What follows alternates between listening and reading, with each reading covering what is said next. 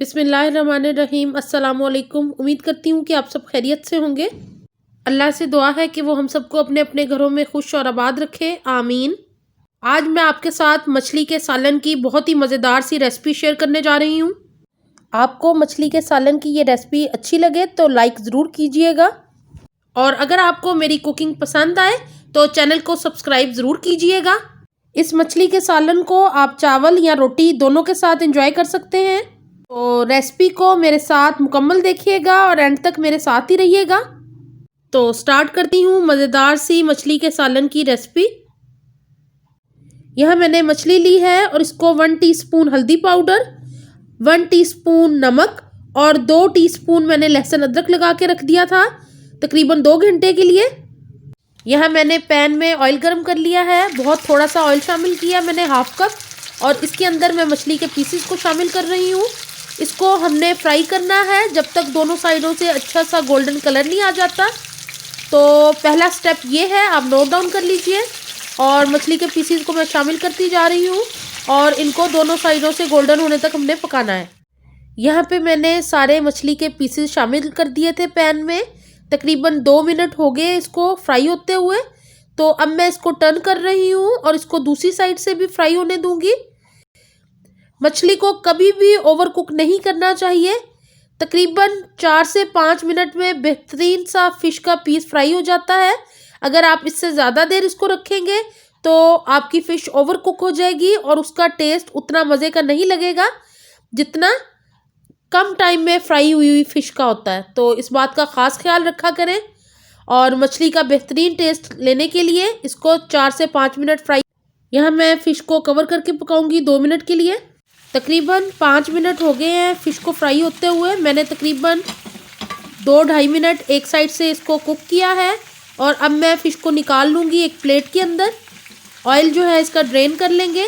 इस ऑयल को हम ज़ाया नहीं करेंगे और इसी के अंदर हम इसकी ग्रेवी और मसाला तैयार करेंगे।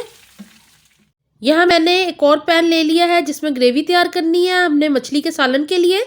तो जिस ऑयल में मैंने फ़िश को फ्राई किया था सबसे पहले मैं वो शामिल कर रही हूँ इसके अंदर। यहाँ मैंने हाफ कप ऑयल का और शामिल कर दिया है और इसके अंदर मैंने अजवाइन शामिल की है 1 टीस्पून। साथ ही मैं इसके अंदर राई दाना शामिल कर दिया है 1 टीस्पून। और इसके अंदर जाएगी कलवंजी, ये हाफ टीस्पून शामिल किया मैंने। राई दाना बहुत अच्छे से क्रैकल कर रहा है और 1 मिनट तक मैं इसको फ्राई करूँगी ऑयल के साथ, ताकि इन सारे मसालों का बहुत ही अच्छा सा अरोमा हमारे ऑयल के अंदर आ जाए। उसके बाद मैंने इसके अंदर पिसी हुई एक बड़े साइज़ की प्याज शामिल कर दी है। इसको मैंने ब्लेंड कर लिया था थोड़े से पानी शामिल करके। और अब इस प्याज के साथ हम मसाला बनाएंगे मछली का। तो यहाँ मैं इसको फ्राई कर रही हूँ जब तक ये अच्छे से पक नहीं जाता, ऑयल बाहर नहीं निकल आता। तो तकरीबन 3 से 4 मिनट लगेंगे। प्याज को फ्राई होते हुए 3 से 4 मिनट हो गए हैं और प्याज बहुत अच्छे से फ्राई हो गया हमारा, ऑयल बाहर निकल आया है।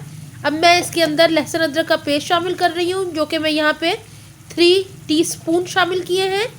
और क्योंकि हमने पहले भी लहसुन अदरक शामिल कर दिया था मछली में। जब मसाला हमारा अच्छे से फ्राई हो जाए तो उसके अंदर मैं 1 टीस्पून लाल मिर्च का पाउडर, 1 टीस्पून धनिया पाउडर, नमक हाफ टीस्पून और हल्दी 2 चुटकी मैंने शामिल की है। और इसको भी फ्राई कर लूँगी मैं अच्छे से। साथ ही मैं इसके अंदर 1 कटी हुई हरी मिर्च शामिल कर रही हूँ, जिससे बहुत ही मज़ेदार सा मसाला हमारा तैयार हो जाएगा।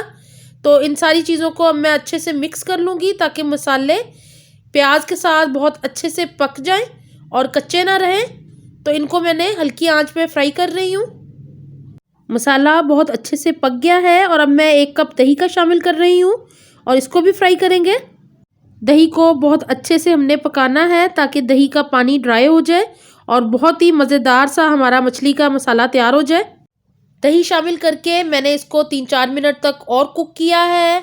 दही का पानी सारा ड्राई हो गया है और ऑयल बाहर निकल आया है। बहुत ही मज़ेदार सा मसाला तैयार हो गया है मछली के सालन के लिए। ये बहुत ही बेहतरीन मछली का सालन बनता है। तो मेरी रेसिपी को फॉलो करते हुए इसको बनाइएगा ज़रूर और एंजॉय कीजिएगा। क्योंकि हमें इसकी ग्रेवी बनानी है तो मैंने इसके अंदर 1 कप पानी का शामिल कर दिया है और अब मैं इसको कवर करके बॉईल होने दूंगी। जब इसमें अच्छा सा बॉईल आ जाएगा तब हम इसके अंदर शामिल करेंगे मछली के पीसेस को। तो यहाँ पे मैं 2 हरी मिर्चें भी इसके अंदर शामिल कर दूंगी एक्स्ट्रा अच्छी सी खुशबू के लिए। जब पानी के अंदर बॉईल आना शुरू हो जाए तब हमने इसके अंदर शामिल करने हैं मछली के पीस जो कि हमने फ्राई करके रखे हुए हैं। तो यहाँ मैं सारे मछली के पीसेस को ग्रेवी के अंदर शामिल कर रही हूँ और इसको फिर हम कवर करके पकाएंगे तकरीबन 4 से 5 मिनट तक, ताकि अच्छी सी ग्रेवी हमारी थिक हो जाए मीडियम आंच के ऊपर। तकरीबन 3 से 4 मिनट हो गए हैं ग्रेवी को बॉईल होते हुए, आप देख रहे हैं। अब मैं इसके अंदर बहुत एहतियात से हल्का सा चम्मच हिलाऊंगी। इसको ज़्यादा चम्मच नहीं हिलाना वरना फ़िश के पीसेस टूट जाते हैं। तो यहाँ पे मैंने हल्का सा स्पून इसमें हिलाया है और देख ले बहुत ही मज़ेदार सा हमारा मछली का सालन तैयार होने वाला है। ये बहुत ही मज़ेदार लगता है। इसको आप राइस के साथ भी इंजॉय कर सकते हैं और नान या रोटी के साथ भी। अब मैं इसके अंदर कटा हुआ हरा धनिया शामिल कर दिया है और इसको कवर करके मज़ीद 2 मिनट के लिए मैं पकाऊंगी। अब मैं इसको कवर करके पकाऊंगी 2 मिनट के लिए। मज़ेदार सा मछली का सालन हमारा तैयार हो गया है। अब मैं आपको इसकी थिकनेस भी दिखा देती हूँ कि किस तरह की ग्रेवी रखी हुई है मैंने। ये देखें, ये बहुत ही आइडियल है राइस के साथ खाने के लिए या नान या रोटी के साथ। तो अब मैं इसको सर्व कर लूँगी। बहुत ही बेहतरीन सी ग्रेवी तैयार हो गई है। मछली का सालन बहुत ही मज़ेदार लग रहा है। यहाँ पे मैं अब सर्व करके आपको दिखा रही हूँ कि हमारा मछली का सालन किस तरह का लग रहा है। ये देखें, बहुत ही बेहतरीन मछली के पीसेस तैयार हुए हैं, बहुत ही बेहतरीन। मेरी रेसिपी को फॉलो ज़रूर कीजिएगा और बना के देखिएगा और मुझे कमेंट बॉक्स में ज़रूर बताइएगा कि आपने मेरी रेसिपी ट्राई की तो आपको किस तरह की लगी। तो यहाँ पे मैं बाउल में निकाल रही हूँ मछली के सालन को। यहाँ पे मैंने मछली के सालन को सर्व कर दिया है और थोड़ी सी गार्निश कर रही हूँ हरे धनिया के कुछ पत्तों के साथ, जिससे सालन और भी मज़ेदार लग रहा है। इसको आप गर्मा गर्म नान या चावलों के साथ एंजॉय कर सकते हैं।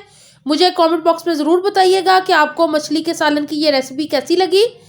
और अगर आपको ये रेसिपी अच्छी लगे तो लाइक का बटन ज़रूर प्रेस कीजिएगा और मुझे अपने कमेंट्स में बताइएगा। कोई सजेशन या कोई रिक्वेस्ट हो मुझे अपनी दुआओं में याद रखा करें। अपना बहुत ख्याल रखें। अल्लाह हाफिज़।